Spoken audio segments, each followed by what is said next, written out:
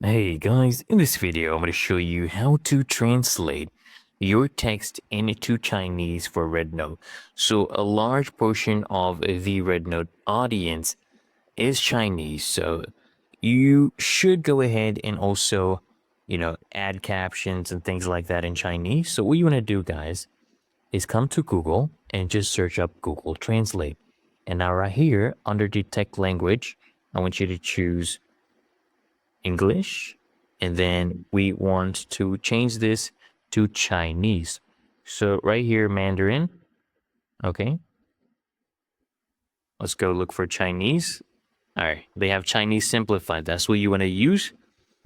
Now, what you want to guys do is just write the text you want to translate to.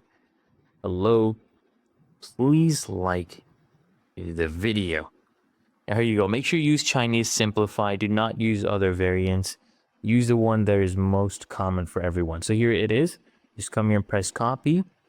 And then you can go ahead and make any post and add that as a caption. For example, right here, I can choose this. Okay. And then add this as my caption. Really that easy and simple, guys. So I hope this video helped you out.